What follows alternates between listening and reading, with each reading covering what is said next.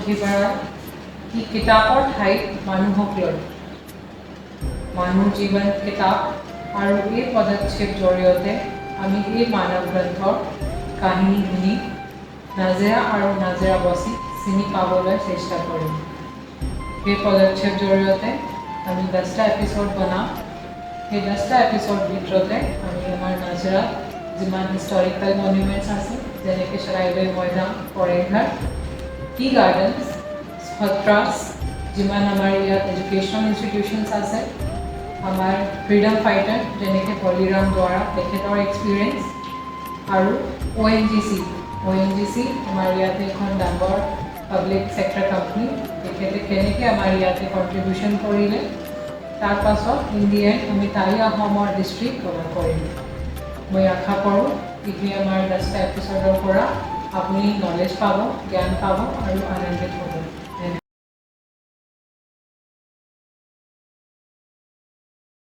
हम में है उजाला अंधियारे मिटाने का, हम में है हौसला नए उमंग बनाने का, हम में है एक जोश हर मंजिल पाने का, हम में है एक जज्बा हर जिंदगी सजाने का। एआई हल oil and natural gas corporation अर्थात ONGCৰ आदर्श। এই শীৰ্ষক গীতৰ কথাৰ মাজেদিয়ে প্ৰকাশ পাইছে অইল এণ্ড নেচুৰেল গেছ কৰ্পোৰেশ্যনৰ কৰ্ম, ধৰ্ম, লক্ষ্য আৰু উদ্দেশ্য। অসম খাৰুৱা তেল আৰু প্ৰাকৃতিক গেছৰ বাবে চহকী ৰাজ্য। 1901 চনত তিনিচুকীয়া জিলাৰ ডিগবৈত তেলৰ পুং আৱিষ্কাৰ হোৱাৰ পিছতেই অসমৰ কেইবাখনো ঠাইত oil India limited, oil and natural গেছ কৰ্পোৰেশ্যনৰ দৰে মহান অনুষ্ঠানসমূহ গঢ় লৈ উঠিছিল আৰু তেতিয়াৰ পৰাই অসমৰ খাৰুৱা তেল দেশে বিদেশে ৰপ্তানি হৈ আহিছে। সেয়েহে আমি গৌৰৱেৰে ক'ব পাৰোঁ যে অসম সোণস্বৰূপে খ্যাত খাৰুৱা তেল আৰু প্ৰাকৃতিক গেছৰ বাবে সমগ্ৰ বিশ্ববিখ্যাত। এইখিনিতে উল্লেখ কৰিব লাগিব যে নাজিৰাৰ মহকুমাধিপতি আয়ুষী জেন বাইদেউৰ নেতৃত্বত তথা আমাৰ তথ্য আৰু জনসংযোগ বিষয়া বৰ্ণালী দত্ত বাইদেউৰ সহযোগত এইবাৰ 2023 বৰ্ষৰ স্বাধীনতা দিৱসৰ উপলক্ষে এক বিশেষ প্ৰচেষ্টা হাতত লোৱা হৈছে আৰু সেই প্ৰচেষ্টাৰ নাম হৈছে মানৱ পুথিভঁৰাল অৰ্থাৎ হিউমেন লাইব্ৰেৰী। এই প্ৰচেষ্টা অনুসৰি কেইবাগৰাকীও সমল ব্যক্তিৰ সৈতে এখনি আলোচনা চক্ৰ আয়োজন কৰা হৈছে আৰু তাত বিভিন্ন ধৰণৰ নজনা কথাসমূহ বিভিন্ন বিষয়ৰ ওপৰত আলোচনা চক্ৰখনি আয়োজন কৰি সমাজৰ সকলো শ্ৰেণীৰ মানুহৰ বাবে যাতে তথ্য যোগান ধৰিব পাৰে তাৰ বাবে এক ব্যৱস্থা হাতত লৈছে। গতিকে তেনে এক উদ্দেশ্যেৰে আজি আমি আহি উপস্থিত হৈছোহি ONGC নাজিৰাৰ মুখ্য কাৰ্যালয়ত আৰু আজি আমাৰ আলোচনা চক্ৰখনিৰ সমল ব্যক্তি হিচাপে আমাৰ মাজত উপস্থিত আছে আমাৰ executive director sir Rajesh Kumar Sharma sir. नमस्ते सर, आज के सेशन के लिए आपको स्वागत करते हैं। आपसे ये जानना चाहती हूँ क्योंकि हम ONGC के बारे में ही आज सवाल आपको पूछूंगी ये आपसे ये जानना चाहती हूँ कि ONGC असल में है क्या, ये मतलब इसका फंक्शंस क्या है और जो हमारे मानव जाति है इसके लिए ONGC का कंट्रीब्यूशन क्या रहा है। सबसे पहले मैं मैडम आयुषी जैन का धन्यवाद करना चाहता हूँ ONGC की तरफ से, जिन्होंने इस नोबल इनिशिएटिव का विज़न लिया और इस काम करने के लिए उन्होंने उद्देश्य सोचा। ONGC असम एसेट का बहुत इंटीग्रल एक रोल है इस एरिया के लिए। एंड अगर मैं ONGC की बात करूं तो जैसा आपने बताया कि ONGC का बर्थ जो है अगस्त 14, 1958 में हुआ। सो ऑलमोस्ट अभी हम लोग जो है 68 ईयर्स की एज हमारी कंपनी की हो जाएगी। तो 1958 के बाद जैसे ही ONGC का जन्म हुआ उसके बाद 1955 के बाद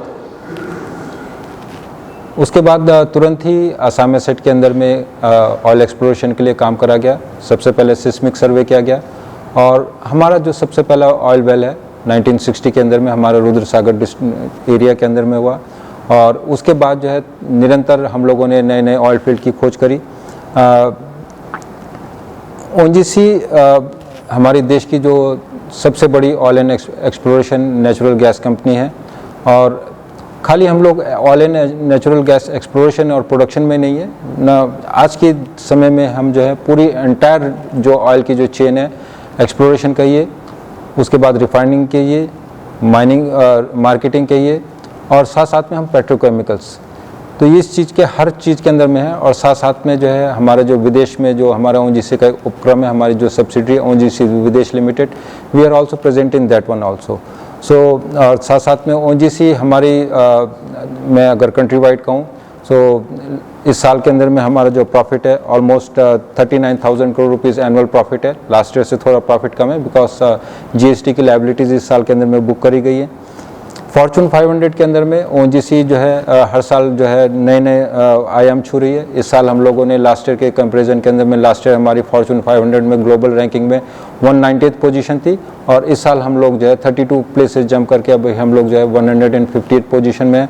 सो ये हमारे लिए बहुत गर्व का मौका है कि ONGC जो है ग्लोबल एरिना के ऊपर में भी हम लोगों ने अपने देश का नाम ऊँचा करा हुआ है। क्रूड ऑयल एक ऐसी चीज़ है आज के समय में जो कि डेली लाइफ के अंदर में अगर आप देखें, जितने भी आप प्रोडक्ट आसपास में देखेंगे ऑलमोस्ट 70 to 80% प्रोडक्ट जो है हम लोग जो है कहीं ना कहीं उसके अंदर में ऑयल का रोल है। आज के समय में जो ट्रांसपोर्टेशन के अंदर में आप क्रूड ऑयल का जो रूप है वो हमारे फ्यूल के अंदर में डीजल पेट्रोल कह लीजिए, एरोप्लेन से हमारे एविएशन कैरोसिन से उड़ते हैं, डीजल जो है हमारी जो रेलवेज़ हैं उनके अंदर में यूज़ होता है। उसके साथ साथ में जितने भी हमारे आज डाइज देख लीजिए, पेंट्स देख लीजिए, वार्निशेस देख लीजिए, प्लास्टिक्स देख लीजिए, हम लोग जो आज कपड़े पहनते हैं पॉलिस्टर, ये these are all basically originated from the crude oil only. So crude oil की आज ऐसी इंपॉर्टेंस है कि 70 to 80% हमारे आसपास की जितने भी प्रोडक्ट्स हैं उनके अंदर में क्रूड ऑयल का एक बहुत अहम रोल है। सो ये मैं हमारी जो कंपनी है उसके बारे में आपको इम्पोर्टेंस मैंने बताई। Thank you sir your information. Sir ONGC Nazira में कब आया, मतलब ONGC नाजिरा में जो है 1955 में जैसे ONGC का जन्म हुआ उसके बाद से 2 या 3 साल के बाद हम लोगों ने यहाँ पर सिस्मिक एक्सप्लोरेशन हम लोगों ने अपना स्टार्ट कर दिया। जैसे मैंने आपको बताया कि 1960 के अंदर में हमारा जो सबसे पहला ऑयल वेल है जिसके अंदर में हमको ऑयल स्ट्राइक हुआ, डिस्कवरी वेल जिसको हम लोग कहते हैं, रुद्र सागर 1 इन 1960 में हुआ। उसके पहले हम लोगों ने दिशानमुख में जरूर सबसे पहला वेल ड्रिल किया था but they'll well prove to be dry, उसके अंदर में कोई हम ऑयल एंड गैस हम लोगों को सक्सेस नहीं मिली। बट 1960 के अंदर में हमारा सबसे पहला ऑयल फील्ड जो है रुद्र सागरम के अंदर में हमारा डिस्कवर हुआ। उसके बाद जो है तुरंत ही हम लोगों को 1964 में लकवा फील्ड हमारा डिस्कवरी हुई। 1968 में गेल की हम लोगों ने डिस्कवर किया। 1975 में हम लोगों ने चारेली फील्ड डिस्कवर किया और 1975 में हमारा लखमनी फील्ड डिस्कवर हुआ। साथ साथ में छोटे छोटे फील्ड तो हम लोग डिस्कवर करते रहे। लास्ट मेजर हमारी डिस्कवरी जो है 2003 के अंदर में लाइपलिंग गाँव के अंदर में। अगर मैं ONGC असम एसेट की बात कहूँ कि हमारा क्या कंट्रीब्यूशन है ऑयल प्रोडक्शन के अंदर में, तो आप ये सोचिए कि आज की डेट तक में जितना हमारा ऑयल एंड गैस का जो प्रोडक्शन है जिसको कि हम MMT ऑयल ऑफ इक्विवेलेंट में कहते हैं, 95 MMT of oil and equivalent we have produced and given to the country, which is a very huge quantity of oil in terms of when we see how much foreign exchange we can save by producing this much oil. So ONGC Assam has contributed around 95 MMT of oil since its birth of inception, and we are still contributing annually and will be contributing to grow and grow. Yes sir. Sir क्या आप हमें बोल सकते हैं कि अभी का दिनों में मतलब ऑयल का प्रोडक्शन कैसा चल रहा है, या स्मूथ हुए है या फिर आप कुछ ऑयल जो है देखिए एक समय ऐसा था कि जब आप ऑयल जो है हम लोग सब सरफेस में से निकालते हैं, इट इज़ अ मदर जो नेचर है उनका दिया हुआ हमको गिफ्ट है। तो एक ऑयल जो है रिजर्वायर के अंदर में जब रहता है तो उसकी एक सर्टेन एनर्जी रहती है, वो एनर्जी जो है धीरे धीरे करके समय के साथ में डिप्लीट होती जाती है। So that what I can say is that era of easy oil has gone now, so the only now it's to produce the difficult oil. So एक समय में था कि जैसे मैंने वेल ड्रिल किया और तुरंत से जैसे हम लोगों ने प्रोडक्शन टेस्टिंग में स्टार्ट किया तो ऑयल जो अपने आप से सेल्फ फ्लो होने लग जाता था। धीरे धीरे करके ग्रेजुअली जैसे जैसे रिजर्वायर की एनर्जी डाउन होने लग गई, सो प्राइमरी रिकवरी ख़त्म हो गई। Then we started for the secondary recovery.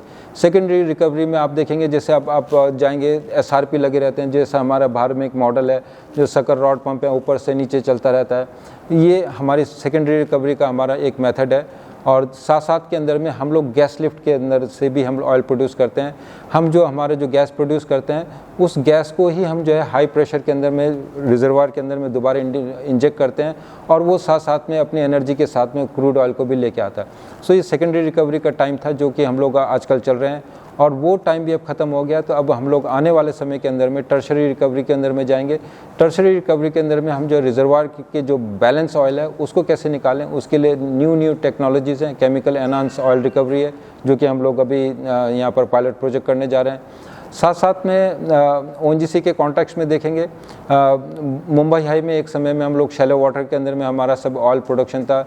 Shallow water हो गया हमारा, जहाँ पर हमारी वाटर डेप्थ है जो समुद्र की गहराई है वो करीबन 80 to 100 मीटर वेरी करती थी। बट साथ साथ में जैसे जैसे अभी नया समय आता गया, ना ONGC has gone to the deep waters to now ultra waters. Ultra water means we are just water depth of around 2 to 3 kilometers water is there, and below that now the sea bed comes, and then after that it has to be done the drilling.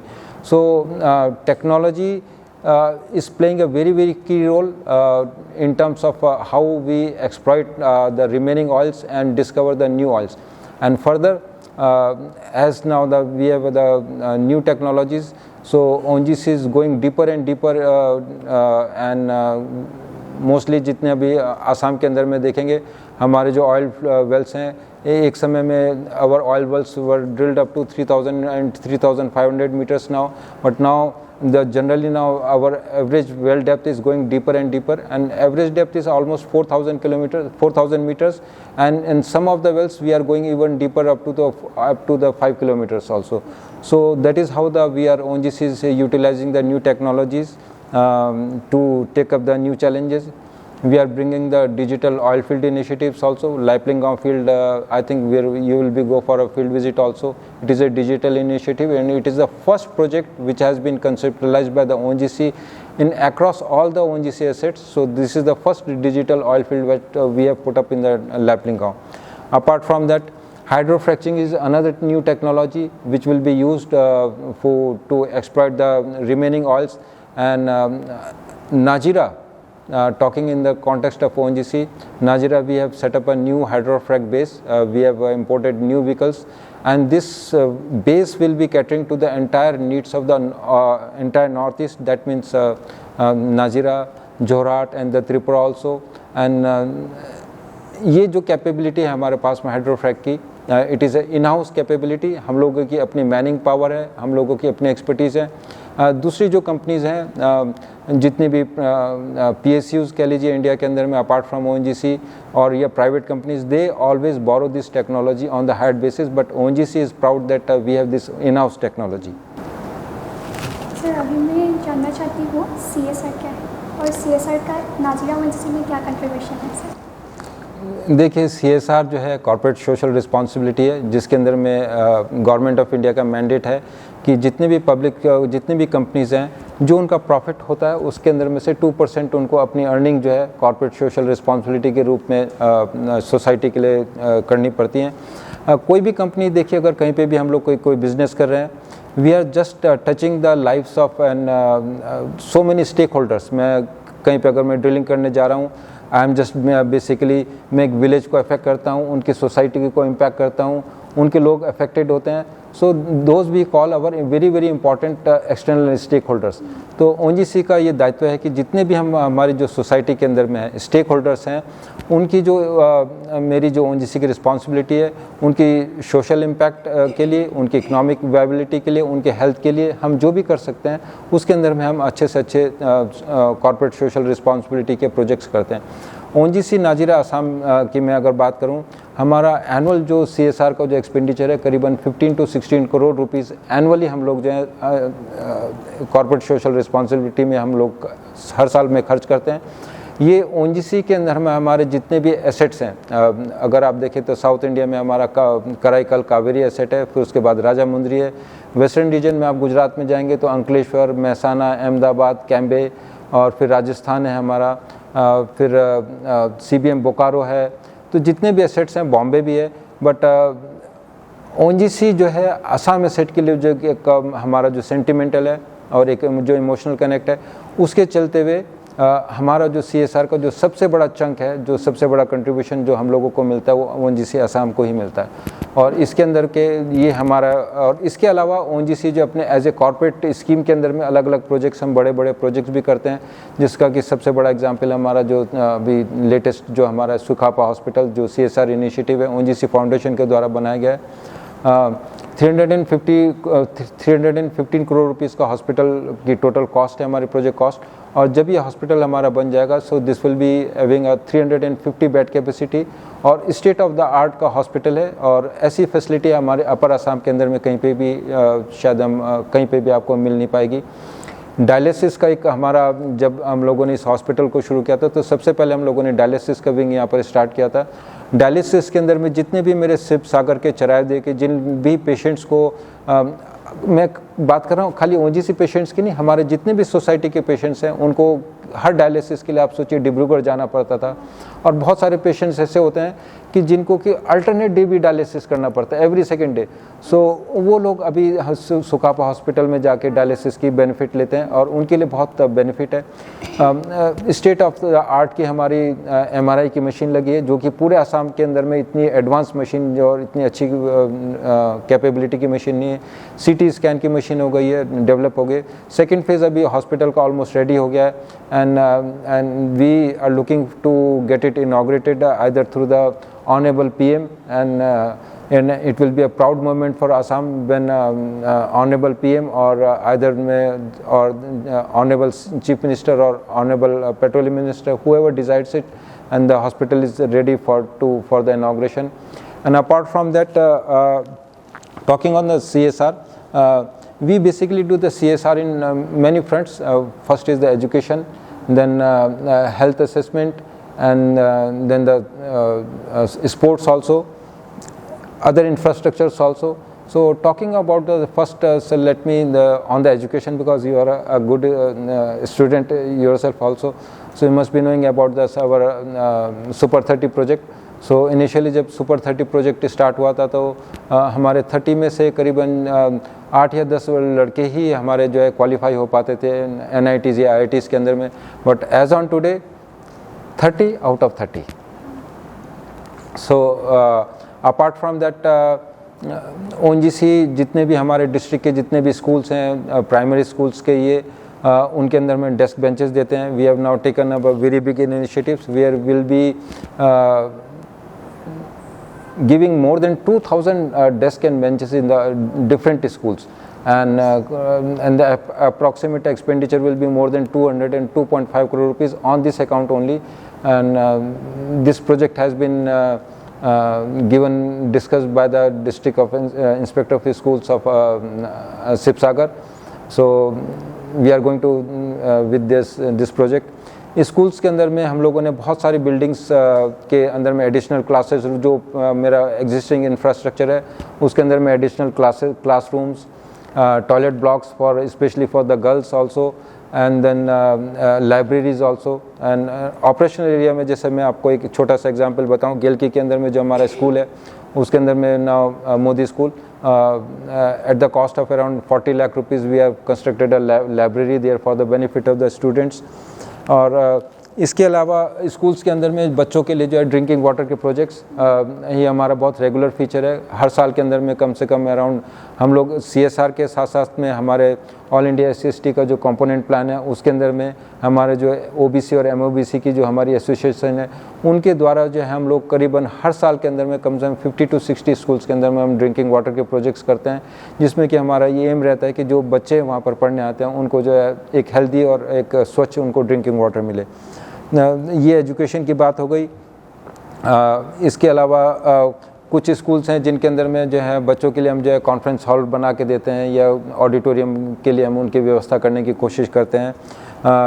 Smart classrooms आजकल का जो new concept है, हमने बहुत सारे schools के अंदर में स्मार्ट क्लासरूम डोनेट करके दिए हैं और बहुत अच्छा लगता है बच्चों को. इसके अलावा एजुकेशन के अंदर में देखेंगे डिस्ट्रिक्ट के अंदर में more than 2,000 children who are not even from the ONGC they are studying in ONGC CSR school, DPS, Nazira, then the Kendriya Vidyalaya of both the ONGC as well as in the Sibsagar. Then we have one Adarsh Vidyalaya in ONGC colony, which is catering to the SMEs education. And then apart from that we have KG schools also, जो कि हम लोगों ने different society के जो ONGC के कर्मचारी officers हैं उनके अलावा उनके लिए हम लोगों ने स्कूल्स रखे हैं। हेल्थ के अंदर में ONGC का एम है कि जितने भी हमारे हॉस्पिटल्स हैं उनके हम जो हेल्थ इंफ्रास्ट्रक्चर को इम्प्रूव करें। लास्ट ईयर ये भी ऑनरेबल मिनिस्टर ऑफ स्टेट जो पेट्रोलियम है उनके तत्वाधान में ONGC ने असम के 9 मेडिकल कॉलेजेस को लाइफ सेविंग एम्बुलेंस दिया, जो कि किसी भी मेडिकल कॉलेजेस के पास में कभी था ही नहीं। So we donated 9 ambulance to each and every medical college. Then talking about the Sibsagar, it is our regular feature to donate the ambulances to the primary health centers and giving them the generators also, so that uninterrupted power supply is there. Then जो हमारे district Sibsagar hospital है, they did not had any ambulance or vehicle to carry any dead bodies, so we have approved one proposal so that we will be donating this dead body van. And then the बहुत सारी bodies ऐसी होती हैं जो कि unclaimed रह जाती हैं, तो उनको स्टोरेज करने के लिए डीप फ्रीजर्स हैं, so that we are also donating to the district hospital also. So इसके साथ साथ में डिस्ट्रिक्ट के अंदर में मोर देन जैसे ऑनरेबल पीएम का एक टीबी पेशेंट्स के लिए कैंपेन था, so we have adopted around more than 350 TB patients, उनकी जो कि उनके न्यूट्रिशन फैसिलिटीज़ है, जो उनके न्यूट्रिशन रिक्वायरमेंट्स हैं ONGC उसको पूरा करती है। इसके अलावा हेल्थ कैंप्स हमारे बहुत रेगुलर हैं। कल ही मैं आपको बताऊं कि हम लोगों ने ONGC ने जो डिस्ट्रिक्ट की जो वुमेन पुलिस फोर्स है उसके लिए हम लोगों ने कल ही पुलिस कैंप के अंदर में more then 200 police constables, inspectors and high ranking officers, उनके लिए स्पेशल कैंप जो है उन लोगों के लिए कल हम लोगों ने ऑर्गेनाइज़ कराया, जो कि हम लोगों ने इस साल आज़ादी के अमृतकाल महोत्सव के अंदर में हम लोगों ने कैंप कराया। यही ऐसे कैंप हम जो है अभी अपने ऑपरेशनल एरियाज़ के अंदर में मोर देन 1000 लोगों के लिए अभी कैंप अभी हमारे इस वीक के अंदर में शेड्यूल है।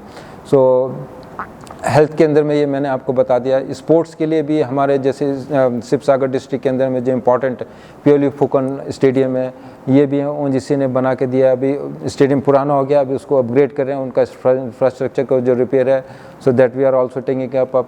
फिर डिफरेंट जगह के अंदर में बैडमिंटन कोर्ट्स हैं। सिमलगुड़ी के अंदर में अभी हम लोगों ने सिंथेटिक बैडमिंटन कोर्ट एक अप्रूव करके दिया है। देन हमारी जो ADC हैं आयुषी मैम, उनके विज़न के थ्रू जो है अभी हम लोग गेल नाजिरा के अंदर में भी हम लोग जो है सिंथेटिक बैडमिंटन कोर्ट और एक हॉल एक अभी हम लोग ONGC ने अप्रूव कर दिया, so that is also coming up there. So like this and apart from that power के अंदर में solar lights, more than 5000 solar lights ONGC has put up in different areas of this one। And उसके अलावा मैं skill development के लिए ऐसा नहीं है कि हम खाली अपने डिस्ट्रिक्ट को ही देखते हैं। गुवाहाटी के अंदर में बहुत सारे स्किल डेवलपमेंट के लिए हैं, जिसके अंदर में हम लोग ONGC जो है अपना सहयोग करती है, जिससे कि कुछ बच्चे जो हैं अपने स्किल डेवलपमेंट को इम्प्रूव करके हॉस्पिटलिटी के अंदर में न्यू होटल्स के अंदर में या टूरिज़्म के अंदर में वो लोग उस 1 साल के या 6 महीने के कोर्स को जो जा पाएँ और अपने एक जॉब को कर पाएँ। इसके अलावा जैसे हम लोग टी गार्डन्स के अंदर में जब काम करते हैं तो वो भी एक सोसाइटी है जो हमसे इम्पैक्ट होती है। सो ONGC has now taken up a new initiative also to select the few students from BPL families, and then ONGC is sponsoring the entire education for A&M, GNM courses for them also. So इस तरह के हमारे काम हैं जो कि हम जो है CSR में करते हैं, और जब हम इस प्रोजेक्ट को किसी भी प्रोजेक्ट को करते हैं तो we feel always proud and ये ट्राई करते हैं कि सोसाइटी के किसी भी पक्ष के अंदर में जहाँ पर भी हम कुछ कर सकते हैं उसकी अगर हमको कोई भी मौका मिलता है तो हम उस मौके से हम कभी पीछे नहीं हटते हैं। एंड इसके अलावा फ्लड रिलीफ के लिए भी जो ONGC जो है जब भी CM साहब का तरफ से कोई भी एक मैसेज आता है सो हम लोग फ्लड रिलीफ में बहुत जनरस रूप से ओएनजीसी की तरफ से डोनेट करते हैं। लास्ट ईयर भी हम लोगों ने जब फ्लड हुआ था तो 10 करोड़ रुपीस का हम लोगों ने सीएम रिलीफ फंड के अंदर में डोनेट किया था, और उसमें हमारे आसाम एसेट के सभी एम्प्लॉयज़ ने अपने एक एक दिन की सैलरी भी हम लोगों ने उसके अंदर में डोनेट की थी। It's totally amazing sir. अब तक तो आपसे बहुत कुछ जानकारी हमें मिल चुकी है। मैं ये भी जानना चाहती हूँ, आप जैसे बोला कि स्पोर्ट्स सेक्टर में बहुत कुछ किया है ओएनजीसी ने, सर कल्चरल सेक्टर में इक्वली कुछ किया है? सेक्टर के अंदर में हमारे बहुत एनजीओज़ ऐसी हैं जो कि अलग अलग प्रोग्राम करने की कोशिश करती हैं। मैं जैसे बच्चों को अगर म्यूज़िक के लिए या कुछ, जैसे हमारी ऑल इंडिया SC/ST कंपोनेंट के अंदर में every year we donate harmoniums, tablas to so many musical academies also, जहाँ पे कि और फ्री में उनको हम लोग डोनेट करते हैं। कैसियोस हो गए या म्यूज़िकल इंस्ट्रूमेंट्स हो गए, स्पीकर्स हो गए, ये सब उन लोगों के लिए हैं जहाँ पर छोटे छोटे म्यूज़िक स्कूल चलते हैं, उन लोगों को हम डोनेट करते हैं और जिससे कि वो कर पाएँ। और एनुअल में जब हम बिहू का सेलिब्रेशन करते हैं, then we do a very big workshop for the all the childrens of the society. और एक हम जो हमारा कम से कम 4 या 5 दिन का कैंप नाजिरा में भी होता है और शिवसागर में भी होता है, जिसमें कि हम जो छोटे छोटे बच्चे जो 6 से 8 साल के बच्चे हैं उनको बुला के हम जो है पूरा बिहू के ऊपर में उनके डांस और ढोल के लिए हम उनको अपनी तरफ से प्रोग्राम ऑर्गेनाइज करते हैं। बहुत अच्छे। सर मैं आप ये पूछना चाहती हूँ कि नाजिरा में ड्रिलिंग साइट्स और वेल साइट्स कितने हैं और रिग्स कितने हैं? नाजिरा में अगर आप देखेंगे, नाजिरा नहीं, मैं शिवसागर और चराइबदे में कहेंगे, तो जब से ओएनजीसी का जन्म हुआ है और जब से हम लोगों ने 1960 के अंदर में हमारा पहला वेल ड्रिल हुआ है, almost more than 1500 wells we have drilled here. तो बहुत सारे वेल हैं जिसमें से अब फ्लो बंद हो गया, नॉन फ्लोइंग वेल रह गए हैं। करीबन 500 वेल्स अभी लाइव वेल्स हैं, जिसके अंदर में करीबन 380 वेल्स जो हैं जिनमें से हम ऑयल एंड गैस हमारा आज भी फ्लो होता है। बहुत सारे वेल्स हैं ऐसे जो कि हमारे वाटर इंजेक्शन वेल्स हैं, एफ्लुएंट डिस्पोजल वेल्स हैं। सो ये हमारी ब्रॉड कैटेगरी अभी वेल्स की है। और 12 ड्रिलिंग रिग्स हैं हमारे पास के अंदर में, और 3 new state of art drilling rigs, बिल्कुल जो कि ह्यूमन इंटरवेंशन, क्योंकि ड्रिलिंग का एक ऐसा हमारा काम है जो कि बहुत एक्सीडेंट प्रोन है और हैजार्डस प्रोन है। सो 3 न्यू स्टेट ऑफ आर्ट की ड्रिलिंग रिग्स अभी यहाँ पर इंडक्ट होनी है। फर्स्ट रिग का अभी ट्रांसपोर्टेशन हो रहा है अभी हमारा, so it will be commissioned year. इसके अलावा 17 हमारी वर्क ओवर रिग्स की रिग्स हैं। 44 हमारे सरफेस इंस्टॉलेशंस हैं जो कि हमारे जहाँ पर कि हमारा क्रूड ऑयल का प्रोडक्शन हमारे पास में स्टोरेज आती है और जहाँ पर हम प्रोसेस करते हैं। 2000 किलोमीटर की हमारी ऑयल एंड गैस की डिफरेंट कैटेगरीज की हमारी लाइन जो है पूरे डिस्ट्रिक्ट के अंदर में बिछी हुई है। 2000 kilometre is a very very long distance, but इसके अंदर में हमारी जैसे ट्रंक लाइन्स हैं, गैस इंजेक्शन लाइन्स हैं, ऑयल की हमारी फ्लूइड लाइन्स हैं, इस टाइप की डिफरेंट लाइन्स हैं। ये हमारी इंफ्रास्ट्रक्चर है, हमारा बेसिक इंफ्रास्ट्रक्चर है। इसके अलावा हमारे डिफरेंट स्टोर्स हैं यहाँ पर कई जगह के अंदर में, और कॉलोनीज़ हैं हमारी कई जगह के अंदर में। So this is basically our infrastructure here. हम आगे के अंत में पहुँच चुके हैं, तो मैं अभी आपसे ये जानना चाहती हूँ कि ओएनजीसी सेक्टर का फ्यूचर क्या है, स्पेशली आसाम में? देखिए, वर्ल्ड के अंदर में जैसे मैं इंडिया की अगर मैं बात करूं, एक हमारी एनर्जी बास्केट हम बोलते हैं कि जिसमें कि हम लोग ये देखते हैं कि जो कंट्री का जो एनर्जी रिक्वायरमेंट है वो किस किस सेक्टर से पूरा हो रहा है। तो ओएनजीसी की अगर मैं इंडिया के कॉन्टेक्स्ट की बात करूं, सो हमारी जो बेसिक एनर्जी जो ड्रिवन है हमारा जो कंपोनेंट है, इसके अंदर में coal is a very very important part, and another second part is the crude oil and gas. So हमारी जो कंट्री की जो एनर्जी बास्केट है ये इन्हीं दोनों एनर्जी सेक्टर से ही ड्रिवन होनी है। और बाहर के अंदर में जो है इस एनर्जी बास्केट का जो रूप है वो धीरे धीरे कर डेवलप्ड जो कंट्रीज़ हैं उनके अंदर में धीरे धीरे करके कोल का जो रोल है, न्यूक्लियर एनर्जी का रोल है, ग्रेजुअली फेज आउट हो गया है, और न्यू नॉन रिन्यूएबल एनर्जी का रोल जो है धीरे धीरे करके इम्प्रूव होने लग गया है। ऐसे इंडिया के कॉन्टेक्स्ट में अगर मैं बात करूं, जो एक हमारा एनर्जी जो मिक्स था उसका भी सिनेरियो हमारा धीरे धीरे करके चेंज हो रहा है। और जो न्यू एनर्जी की जो हमारी बास्केट है उसके अंदर में प्राइमरीली गैस का रोल रहेगा, क्योंकि gas is a clean fuel. Then the non renewable energies, इसका भी एक हमारा कंट्री की बास्केट के अंदर में रोल रहेगा। But dominantly oil and gas and coal, they are going to be there, which will be catering to the energy requirements of our country.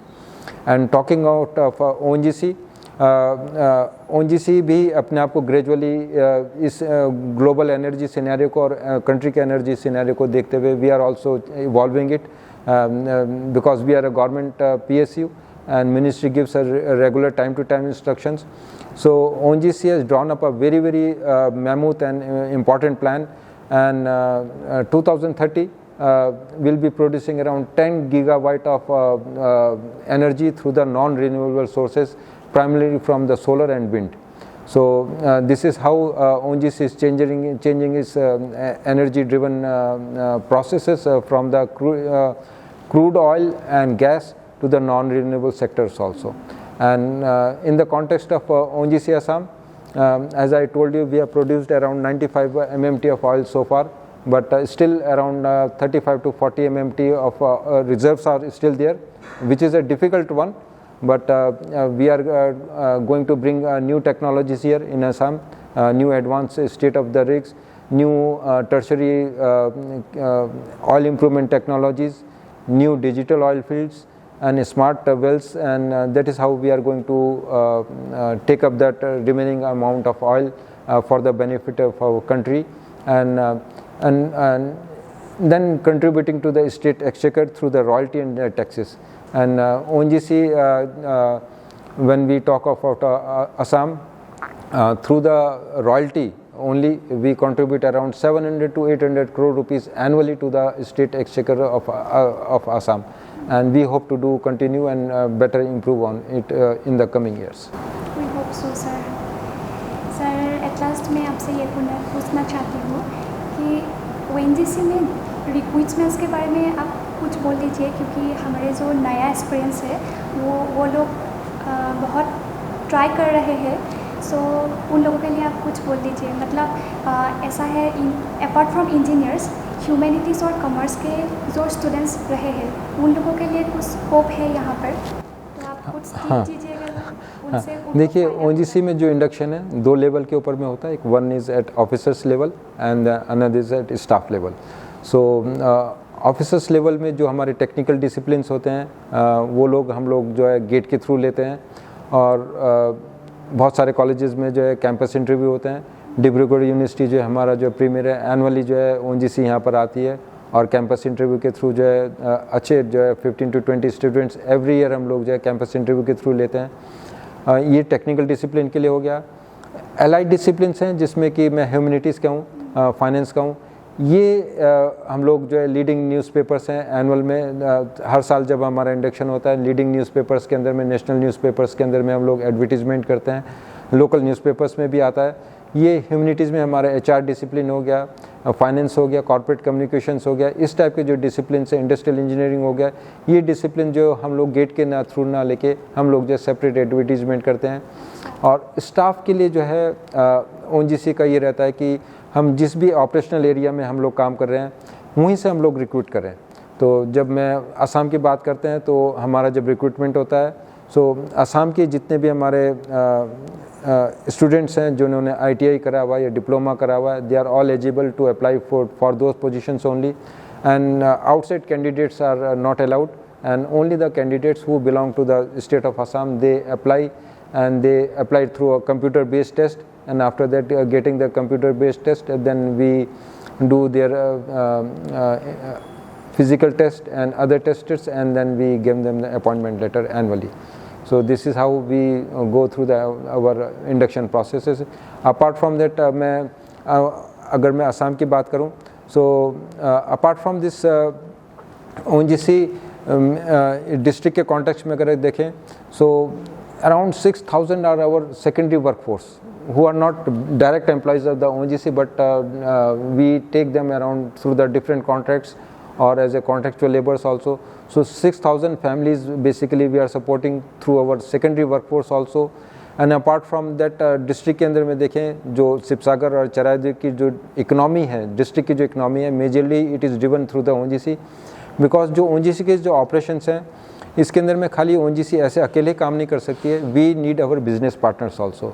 So local के अंदर में हमारे जितने बिजनेस पार्टनर्स हैं, लॉजिस्टिक्स के अंदर में हमको इतनी cranes, trucks, trailers, light vehicles सो ये एक हमारे बिजनेस पार्टनर्स हैं। अपार्ट फ्रॉम दैट हमारे यहाँ जो जितनी भी जब ड्रिल साइट्स के अंदर में हम सिविल वर्क्स के लिए हमारे पास में बहुत सारे सिविल कॉन्ट्रैक्टर्स हैं। So they are also earning the livelihoods from the operations of the ONGC only.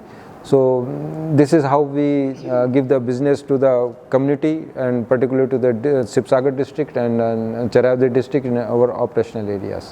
Sir नया एक्सपीरियंस मतलब उसको कैसे तैयार करना है, कैसे उसको क्या क्या फॉलो करना है? क्या आप लोगों का अलग से वेबसाइट है, वेबसाइट वगैरह? हाँ, ONGC का एक कॉर्पोरेट वेबसाइट है ONGC.co.in। इसके अंदर में सब लोग अपना लॉगिन करके अपना वेबसाइट के अंदर में देख सकते हैं। बिज़नेस के लिए हमारे पास में वेबसाइट है हमारी ONGC टेंडर्स। उसके अंदर में जो भी हमारे टेंडर पब्लिश होते हैं, सारे जितने भी हमारे बिज़नेस फ्रेंड्स हैं, एसोसिएशंस हैं, वो उसके थ्रू देखती हैं। और ONGC के जब भी रिक्रूटमेंट होता है हमारी कॉर्पोरेट वेबसाइट के ऊपर में पब्लिश होता है और न्यूज़पेपर के अंदर में भी पब्लिश होता है। ऐसा नहीं है कि खाली हम जो है वेब के थ्रू में ही है, but we go through the basic print media also. And whenever ONGC trying to do any kind of induction for the manpower, they do in the both mediums. But just wanted to say that gate के अंदर में induction के लिए एक अच्छी percentage चाहिए। But apart from that, what I want to say is that जो भी हमारे स्टूडेंट्स हैं जो ITA के थ्रू हैं, उनको हम अप्रेंटिस भी यहाँ पर एनुअली कराते हैं। करीबन 600 to 700 अप्रेंटिसेस एवरी ईयर जो है हम लोग गवर्नमेंट ऑफ इंडिया के थ्रू उनके इंस्ट्रक्शन के थ्रू हम लोग लेते हैं। जब वो अप्रेंटिसेस हमारे फील्ड के अंदर में कर लेते हैं, so they get the hands on technical knowledge also, and when they apply for the ONGC post they get the added benefits from that. Sir polytechnical के बारे में आप क्या बोलेंगे? पॉलीटेक्निक के बारे में जैसे ये मैं आपको कहना भूल गया था, Rajiv Gandhi Institute of Pattern Technology, it was the initiative for ONGC. ONGC incurred around expenditure for around 140 crore rupees when this institute was set up in 2014 year in this part of Sibsagar. And ये students भी जो हमारे petroleum के जो students हैं, इनको हम लोग जो है डिफरेंट स्पेयर्स के अंदर में हम लोग ट्रेनिंग देते हैं, उनके लिए वर्कशॉप्स ऑर्गेनाइज करते हैं, और अगर उनको मौका मिलता है तो वो लोग भी हमारे यहाँ पोस्ट के लिए अंदर में अप्लाई करते हैं। अपार्ट फ्रॉम दैट जितने भी हमारे यहाँ पर कॉलेजेस हैं, डिग्री कॉलेजेस हैं, इंटर कॉलेजेस हैं, उनके स्टूडेंट्स को हम लोग एजुकेशनल टूर्स हम लोग साल के अंदर में रेगुलरली कराते हैं, कि जिससे कि वो ONGC के जब फील्ड के अंदर में जाते हैं, so then they get to know about how the ONGC operates here and different kind के ऑपरेशंस को देखते हैं। तो उससे भी उनको एक मोटिवेशन होता है ऑयल इंडस्ट्री के साथ में जुड़ने के लिए, और जब वो मोटिवेट होते हैं तो मेरे ख्याल से वो ज़रूर अच्छा करते हैं और ONGC के अंदर में जो है तैयारी करते हैं कि they become a part of ONGC family. आज आपसे हमें बहुत कुछ सीखने को मिली है। मैं आशा करती हूँ जो हमारा नया एक्सपीरियंस है और जनता है उसको भी इस सेशन से बहुत कुछ सीखने को मिलेगी। सर हम अब एकदम लास्ट में पहुँच चुके हैं, so thank you sir for your valuable presence and precious time. Thank you sir. And from ONGC, I just wanted to thank you also and for patiently listening to me, and to the district administration and their PRO team and everybody for making this session happen. And I think जो भी मैं कुछ बोल पाया, लोग जब सुनेंगे तो शायद उनको पता चलेगा कि how difficult it is to get the each every drop of the oil and gas from the Mother Earth. Yes, sir. Thank you. Thank you. Thank you.